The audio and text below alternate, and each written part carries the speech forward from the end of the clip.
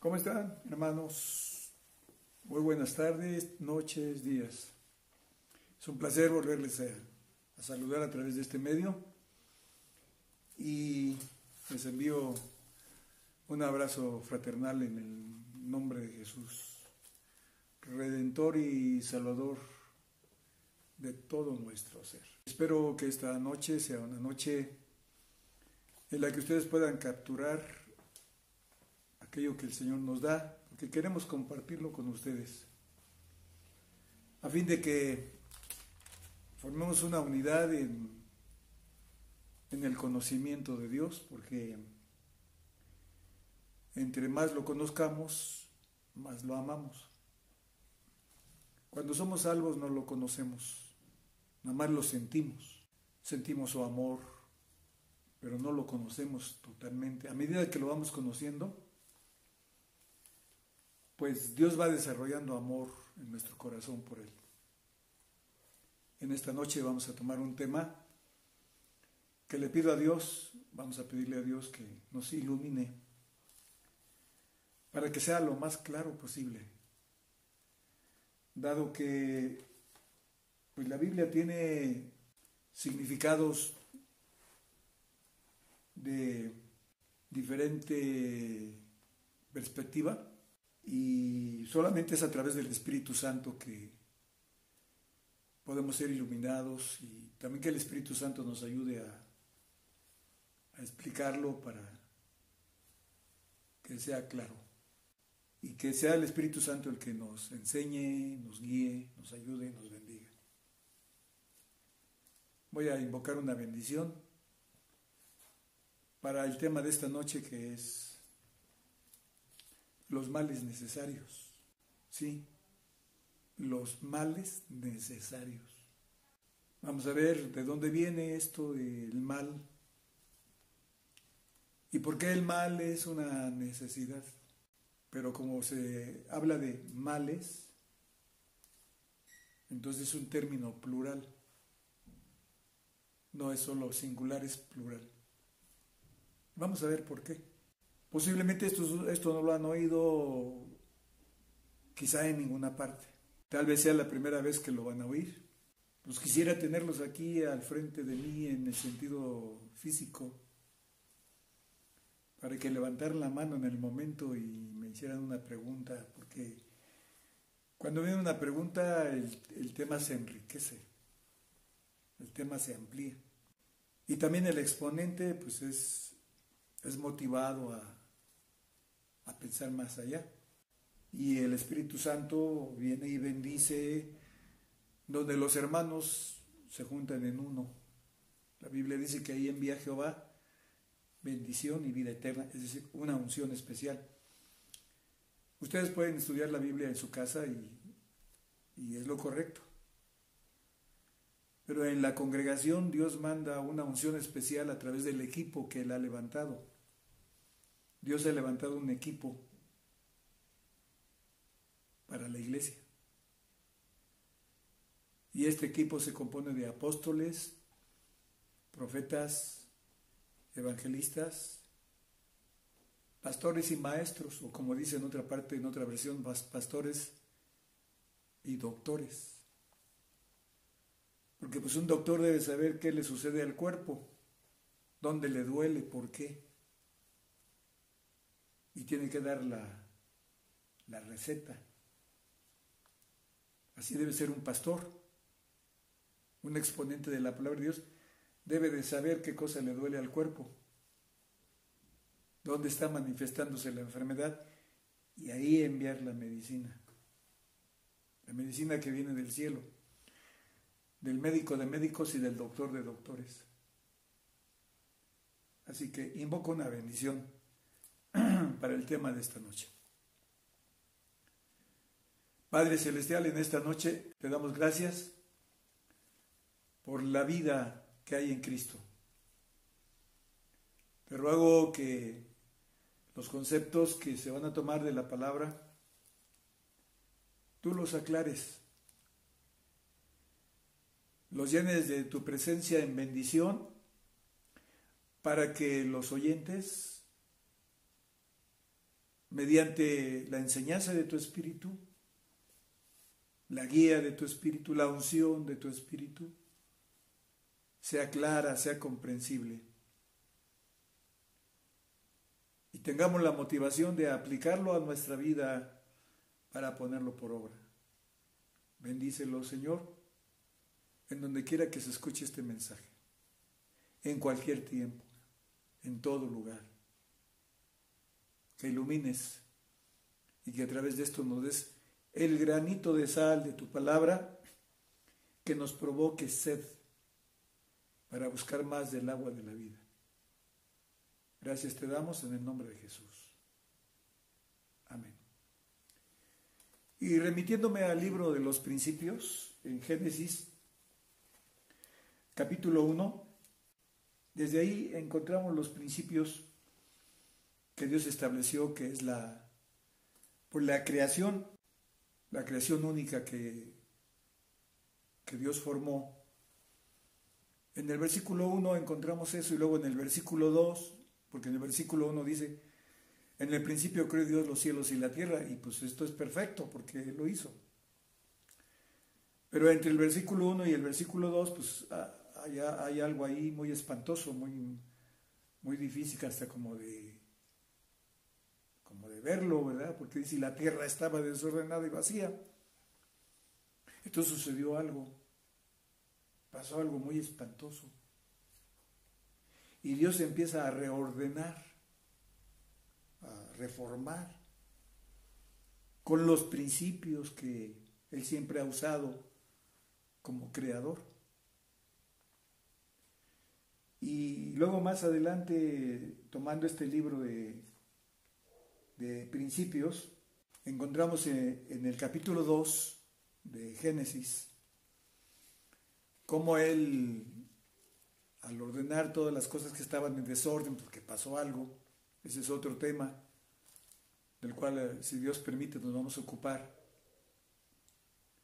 por la preexistencia que hubo antes de las cosas como las conocemos.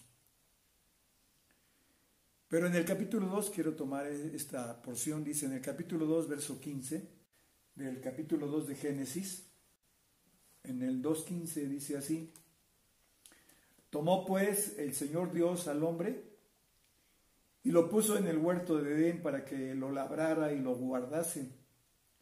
Y mandó Jehová Dios al hombre diciendo, de todo árbol del huerto podrás comer, mas del árbol de la ciencia del bien y del mal no comerás, porque el día que de él comieres, ciertamente morirás. De aquí se derivan muchas preguntas, obviamente. Porque si el Señor en el huerto puso un árbol llamado árbol de ciencia del bien y del mal, pues podríamos preguntarnos,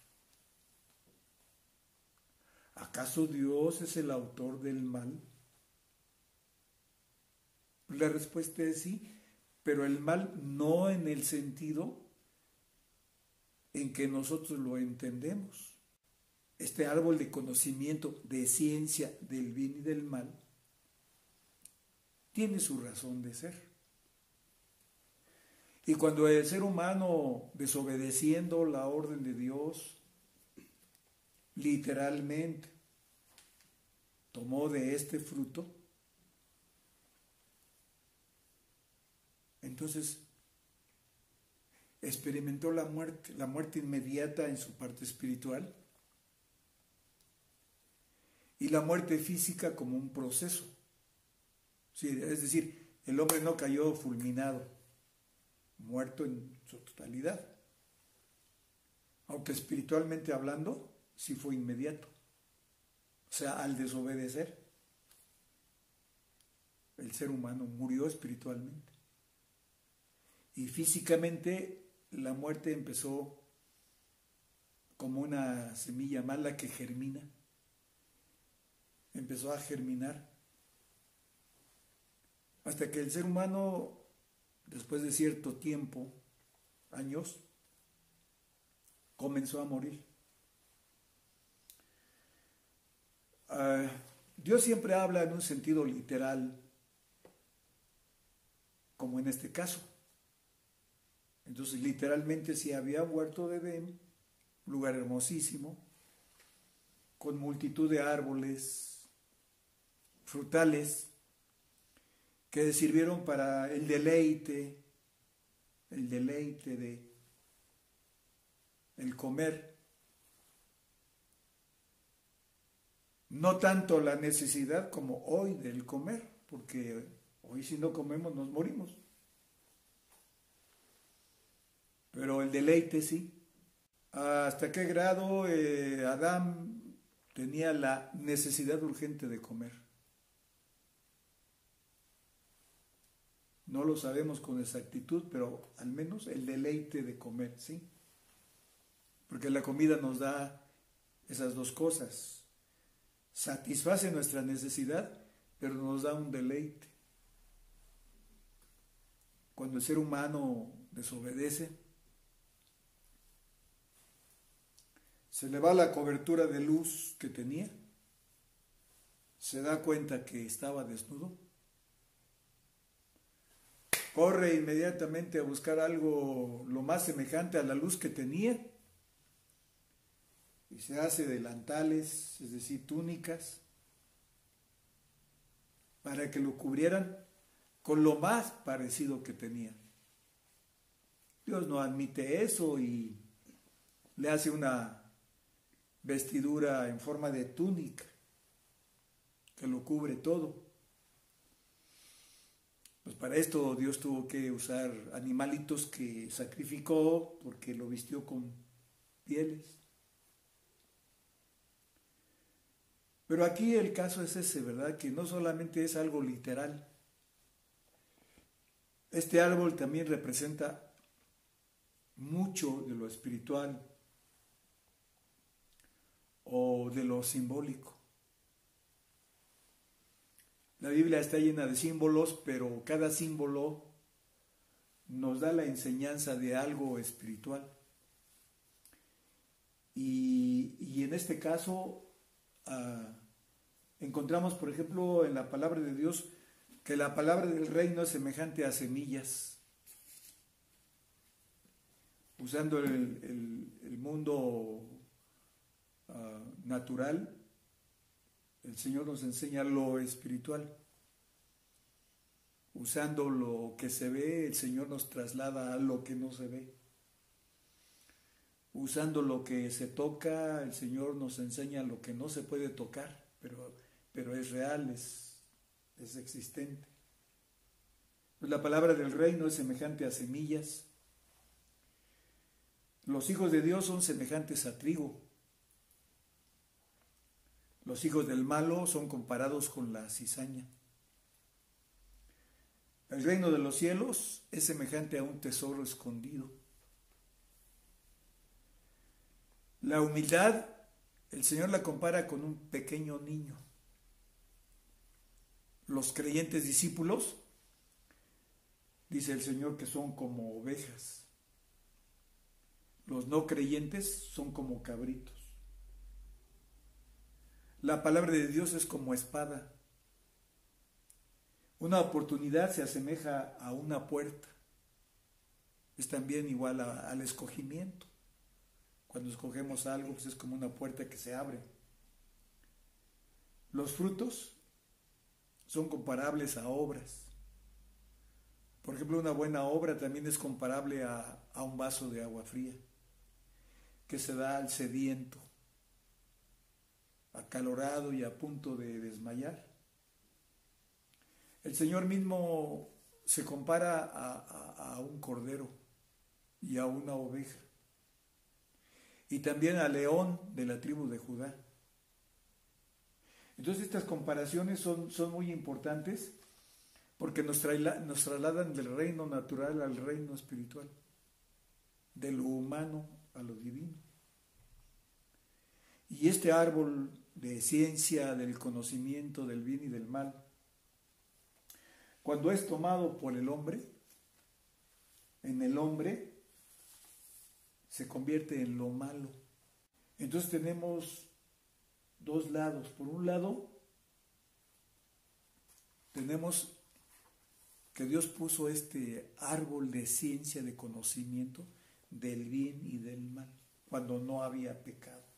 O sea, todavía no entraba el pecado al mundo, a los seres humanos. Y Dios pone este árbol en el huerto. Dice que estaba en medio del huerto. Pero también en medio del huerto había otro árbol. Y este árbol es el llamado el árbol de la vida. Y este árbol de la vida representa a Jesucristo, representa a Jesús. Y el árbol de conocimiento de ciencia del bien y del mal representa los misterios del Padre. Misterios que si uno no está preparado, pues el conocimiento fuera de la perfecta voluntad de Dios lo fulmina a uno. Si estaba el árbol de la vida ahí, ese árbol no fue prohibido. Ese árbol lo podían haber comido, de ese fruto lo podían haber comido. Pero si no comieron fue porque no quisieron. Entonces, el mal en Dios no tiene un propósito de corrupción o de pecado. El mal en Dios, de acuerdo a lo que la Biblia nos enseña por muchas partes, es para dos cosas principales. Es para gobierno y es para restricción. No es propiamente pecado. Aunque la palabra mal, en su significado en hebreo, quiere decir adversidad, quiere decir aflicción, quiere decir tristeza o dolor. Y Dios en su esencia tiene esto. Por ejemplo, si vemos 1 Corintios 13, tomando en consideración que Dios es amor, es el amor divino, el amor excelente, el amor que ama a pesar de, no a condición de, sino a pesar de, o sea, por encima de todo. Él nos ama a pesar de quienes somos o como somos. Y ahí en 1 Corintios 13 dice, el amor es sufrido, versículo 4, 13:4. Está hablando del amor de Dios. Y Dios es amor. Pues si Dios es amor, en el amor de Dios hay sufrimiento. Es sufrido, es benigno. Este amor no tiene envidia, no es jactancioso, no se envanece, no hace nada indebido, no busca lo suyo, no se irrita, no guarda rencor, no se goza en la injusticia, mas se goza en la verdad. Noten lo que sigue. Todo lo sufre, todo lo cree, todo lo espera, todo lo soporta. Y ahí en 2 Corintios, capítulo 7, oigan cómo dice la palabra. 2 Corintios, capítulo 7, versículo 10. Porque la tristeza que es según Dios produce arrepentimiento para salvación, de lo que no hay que arrepentirse. Pero la tristeza del mundo produce muerte. Entonces, cuando el ser humano tomó en desobediencia, omitiendo el fruto del árbol de la vida que pudo haber comido de ese fruto primero, porque no estaba prohibido, y lo hubiera capacitado para que si Dios más tarde lo llevaba a comer del árbol de conocimiento del bien y del mal, no lo hubiera matado. Esa parte de Dios que contiene aflicción, tristeza y dolor, hubiera sido para lo mismo que Dios lo usa. Dios usa el mal o su mal, que no es pecado, en Dios no es pecado, lo usa para gobernar y lo usa para restringir controlando. Él no tiene un propósito malo en esto. Por ejemplo, aunque nosotros vemos, como luego le llamamos injusticias, ¿no? Pero ¿por qué hay tantos pobres? ¿Por qué hay tanta violencia? No lo entendemos, pero Dios en su plan general tiene dirección y tiene permisión. O sea, hay cosas directas de Él y hay cosas permisivas de Él dentro de su gobierno. Por ejemplo, miren, podemos ver ahí en Éxodo, versículos 6 al 10, algo que pues, inclusive nos podría enojar a nosotros por lo que Dios hace. Voy a leer después del 4.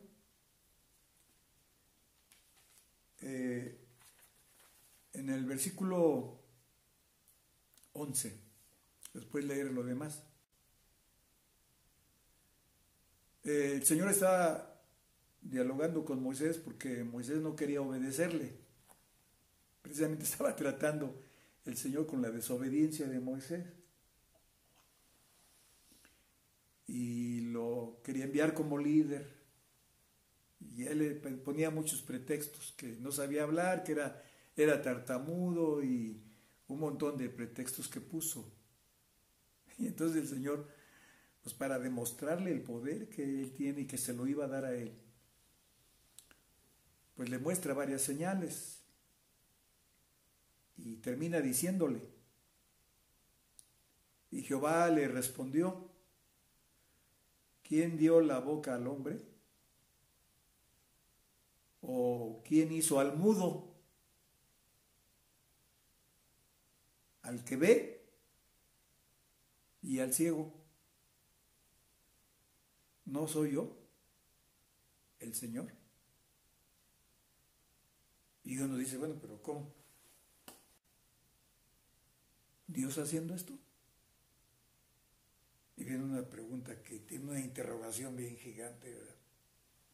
Sí, pero para sus propósitos, no para mal, sino para darse a conocer. Y en los versículos anteriores, el Señor le muestra su poder a Moisés para pues que al final fuera, ¿verdad? En el versículo 6 dice así, le dijo además el Señor, mete ahora tu mano en tu seno. Y él metió la mano en su seno y cuando la sacó, he aquí que su mano estaba leprosa, como la nieve. Y la lepra en las Escrituras pues, es una enfermedad muy mala. Había muchos leprosos en Israel. Y es más, fue usada como tipo de desobediencia y de pecado. Entonces vean cómo el Señor transforma pues algo natural, así, algo normal, vamos a decirlo así, algo normal, mete la mano a su seno, la saca y estaba leprosa. Entonces Dios en su soberanía usa el mal. Aclaro, el mal en él no es pecado. El mal por la desobediencia y la prueba que ellos osaron tener al tomar del árbol de ciencia del bien, de conocimiento del bien y del mal, sin estar preparados, al entrar el mal en ellos, al no estar preparados, el mal se convierte en lo malo. Y el hombre con lo malo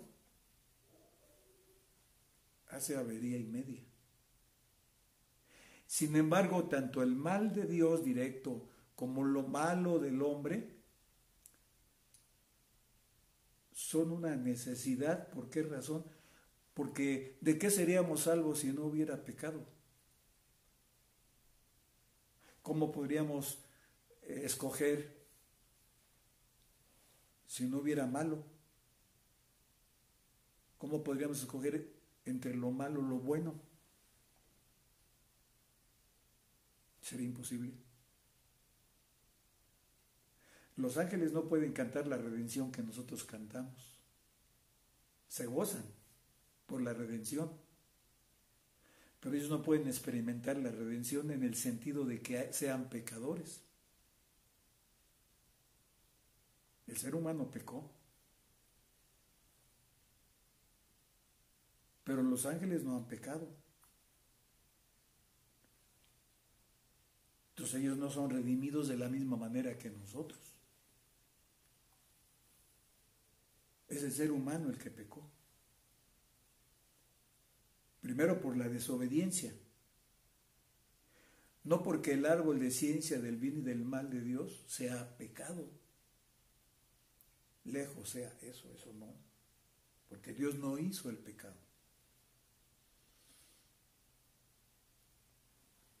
Ya sabemos quién hizo el pecado. Quién produjo el pecado. El que metió la mano en su seno, dice, y cuando la sacó, he aquí que su mano estaba leprosa como la nieve. Y le dijo Dios, vuelve a meter tu mano en tu seno. Y él volvió a meter su mano en su seno. Y al sacarla de nuevo del seno, he aquí que se había vuelto como la otra carne. Y ya entonces el Señor le dice, ¿verdad? Si aconteciere que no te creyeren así, ni obedecieran a la voz de tu primera señal, de la primera señal, creerán a la voz de la postrera. Y si aún no te creyeren a estas dos señales, ni oyeren tu voz, tomarás de las aguas del río y las derramarás en tierra, y se cambiarán aquellas aguas que tomarás del río, y se harán sangre en la tierra. Vea cómo la transformación de las sustancias. Hay diferencia entre agua cristalina, como era la del río, y sangre. Pues la sangre al final se echa a perder y huele mal. Se corrompe. Pero Dios en su infinitud y en su poder le da estas señales. Entonces dijo Moisés a Jehová, ay Señor, nunca he sido hombre de palabra, ni antes ni desde que tú hablas a tu siervo, porque soy tardo en el habla y torpe de lengua. Es cuando el Señor dice, ¿y quién hizo al mudo? ¿Y quién hizo al sordo?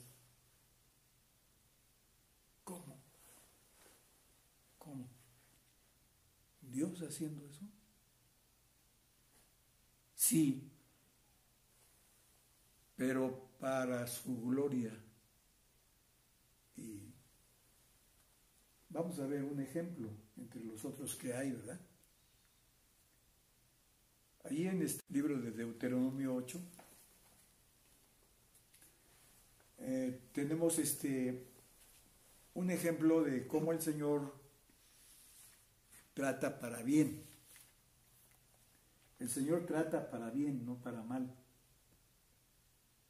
No para pecado y destrucción. Ahí en el 8, versículo 2, pongan atención como dice, si tienen su Biblia en la mano mejor. Dice, y te acordarás de todo el camino por donde te ha traído el Señor tu Dios estos 40 años en el desierto. Oigan cómo dice lo que sigue. Para afligirte. ¿Cómo? ¿Dios afligiendo? Muchos dirán, no, pues eso es el diablo. El que aflige es el diablo. Pues aquí dice, para afligirte.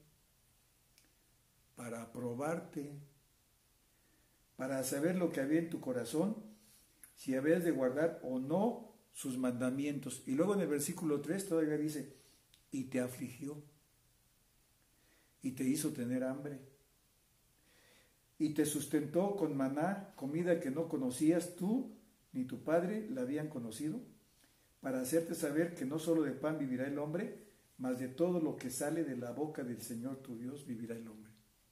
Y dice aquí, para hacerte saber. ¿Cómo vamos a apreciar la comida si nunca tenemos hambre? Pero cuando experimentamos el hambre, qué aprecio tenemos por la comida, por sencilla que sea. Porque entonces valoramos. Entonces Dios con su mal nos enseña lecciones porque Él con su mal, y recalco para que no haya mala interpretación, mal en Dios no es pecado. Al tomar el hombre el mal que había en ese árbol que representa a Dios mismo, entonces el mal entró en el hombre, pero como no estaba preparado, el mal sirve para su perdición eterna.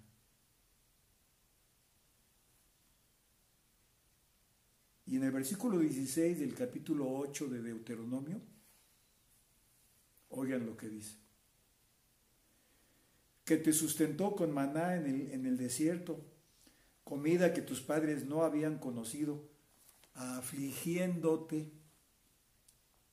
y probándote, para a la postre hacerte bien. Entonces, ¿para qué es el mal que produce aflicción y prueba? Porque aquí dice afligiéndote y probándote, para a la postre hacerte bien.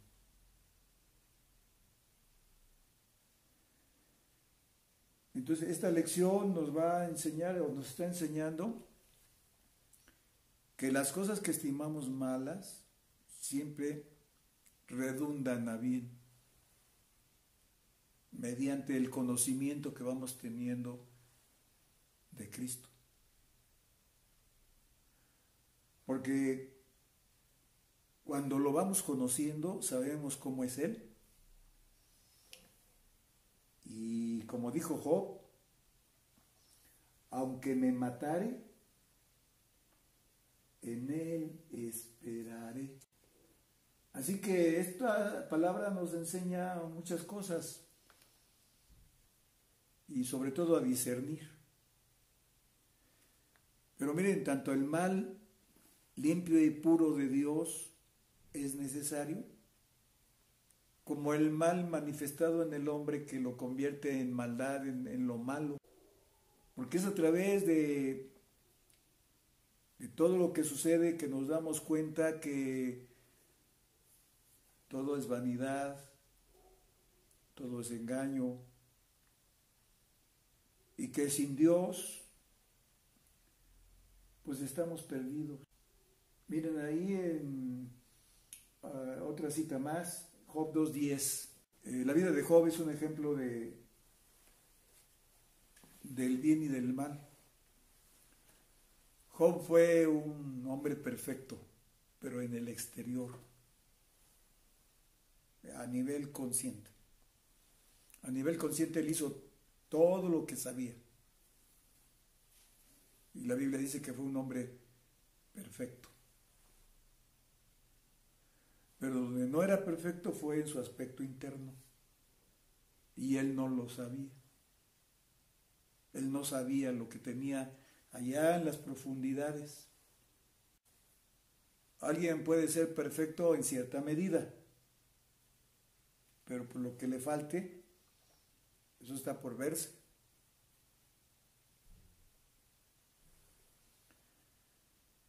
Por ejemplo, un bebé que nace es perfecto si tiene sus funciones, si pide de comer, Si llora, si respira, es normal, es perfecto el bebé, pero es bebé. Y a medida que va creciendo, aumenta sus grados de perfección. Entonces Job, dice la Biblia, que fue un hombre pues perfecto. Pero Dios, fíjese que Job no menciona al diablo, para nada. Ni se pone a reprenderlo. Y no quiero decir con esto que el diablo no ataque o que no debamos de reprenderlo. En su caso podemos hacerlo porque pues el enemigo es osado, es atrevido. No quiero decir eso. Atacó al Señor Jesús, atacó a los apóstoles. El Señor le tuvo que decir a Pedro: quítate de delante de mí, Satanás, me eres piedra de tropiezo. Pues el diablo es una realidad. El diablo no es la verdad, es realidad, pero no es la verdad. La verdad es Jesucristo. Entonces ahí en el 2:10, cuando su esposa ya lo abandona, ¿verdad? Empieza a perder su familia. Qué cosa tan dura, cosa tan tremenda. Yo creo que a nuestro nivel, si nos pasa eso, yo creo que renegaríamos del cristianismo. Pues pierde a todos sus hijos, así, como de la noche a la mañana. Se queda solo. Su enfermedad fue estimada como lepra. Entonces a los leprosos los apartaban. Por allá estaba apartado. En un montón de ceniza por toda la supuración que tenía en el cuerpo. Qué tormento tan espantoso. El diablo sí lo atacó al principio, pero con permisión de Dios. Le dijo Dios al enemigo: bueno, está bien, tócalo, pero no toques su alma, no toques su vida. Entonces el diablo hizo tremendas cosas. Pero fíjense que Job no se pone a reprender al diablo. Siempre lo remitió a Dios. Y dijo: Jehová dio, Jehová quitó. Sea su nombre bendito. Ustedes no encuentran una reprensión de Job hacia el diablo. Y ya después Job, ¿verdad?, se aboca a preguntarle a Dios y luego a reclamarle a Dios y también a maldecir su día. Y empieza a salir todo lo que estaba allá oculto. Y aquí en el versículo 10, cuando ya su esposa lo va a abandonar, ¿verdad? Porque dice que entonces le dijo su mujer, dice el verso 9, entonces le dijo su mujer: aún retienes tu integridad, maldice a Dios y muérete. Y él le dijo: como suele hablar cualquiera de las mujeres fatuas, así has hablado. ¿Qué? ¿Recibiremos de Dios el bien y el mal no lo recibiremos? En todo esto no pecó Job con sus labios. Hasta aquí estuvo correcto. Pero ya después viene la crisis, terrible, espantosa. Y ya la cosa es directa con Dios. Dice: tus saetas me han atravesado y estoy así, así, así. ¿Qué Dios quería? Purificarlo. En el capítulo 42 de Job, dice: yo conozco que todo lo puedes y que no hay pensamiento que se esconda de ti. Porque ¿quién va a oscurecer el consejo sin entendimiento? Por tanto yo hablaba lo que no entendía. Cosas demasiado maravillosas para mí que yo no comprendía. Oye, te ruego y hablaré. Te preguntaré y tú me enseñarás. De oídas te había oído, mas ahora mis ojos te ven. Por tanto me aborrezco y me arrepiento en polvo y ceniza.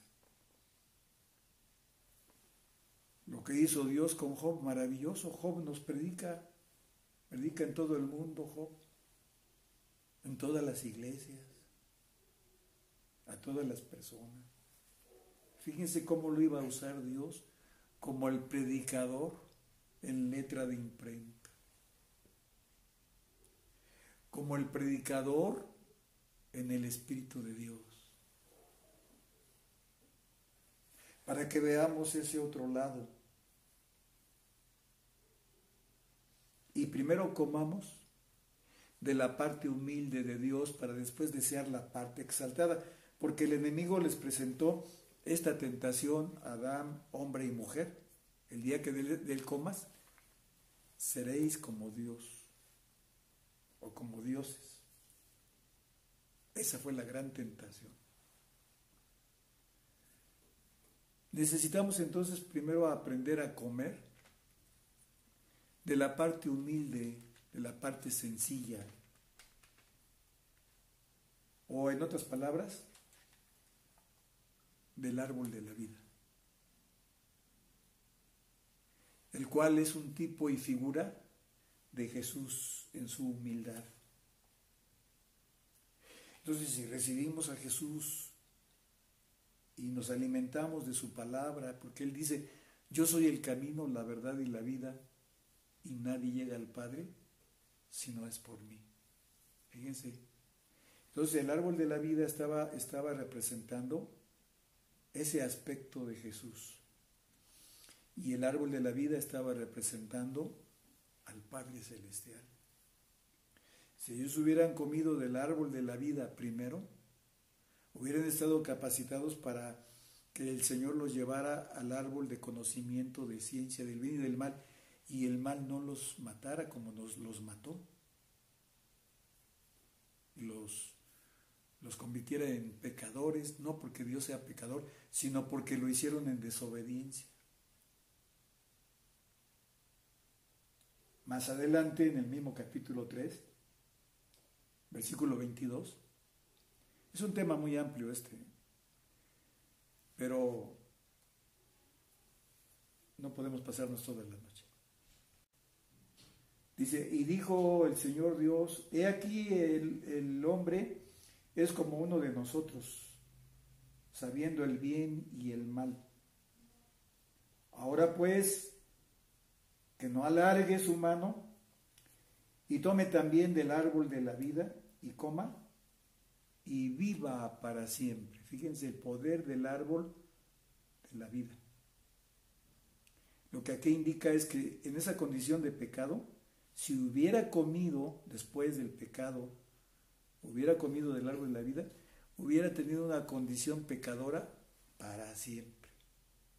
No hubiera habido esperanza de cambio, de redención. Por eso el Señor dice,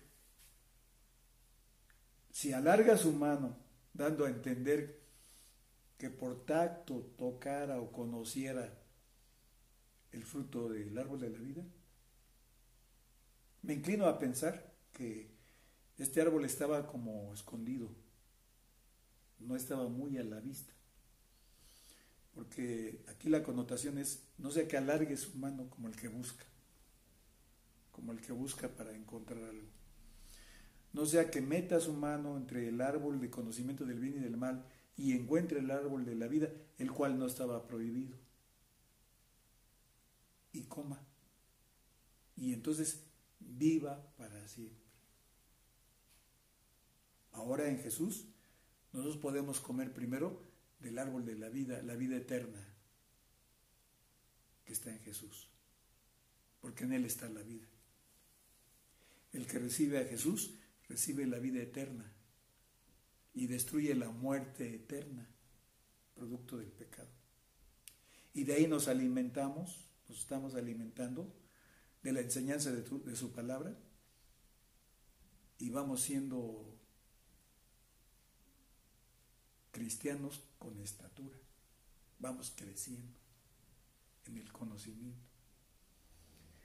Y dice el verso 23, y lo sacó el Señor del huerto del Edén para que labrase la tierra de que fue tomado. Echó pues fuera al hombre y puso al oriente del huerto de Edén querubines y una espada encendida que se revolvía por todos lados para guardar el camino del árbol de la vida. Ahora en Cristo Jesús podemos tomar de este fruto de la vida. Y por medio de este fruto de la vida, el cual es Jesús, podemos más tarde ir entendiendo simbolismos, parábolas, alegorías y profundidades en Dios que ya no nos van a destruir, sino al contrario, nos van a cimentar. Como les digo, este tema es muy amplio y hay mucho que decir y dificultoso que declarar, pero por hoy baste con eso. Más tarde, si continuamos este tema mediante que Dios nos indique, veremos un aspecto como ejemplo en una persona. Bueno, hay varias personas, pero en una persona en especial. ¿Cómo se movió este mal de Dios? Se movió este mal de Dios y al final fue para gloria de Dios. Entonces, obedezcamos y agradezcamos el gobierno de Dios y sus restricciones, porque el mal en Dios es gobierno para orden, para disciplina y para bendición del hombre. Porque el Señor no va a hacer mal a nadie en el sentido de aniquilarlo, mandarlo al infierno, porque Jesús dice, yo no vine a condenar, yo vine a salvar. Queridos hermanos, pues que el Espíritu Santo los guíe para entender esta lección. Y si hay preguntas, pues mándenosla por favor sobre el tema. El propósito de estas enseñanzas no es polémica. Mándenos preguntas sobre el tema y podemos contestarlas con la bendición de Dios y lo que Él nos ha dado. Que el Señor les bendiga y hasta la próxima.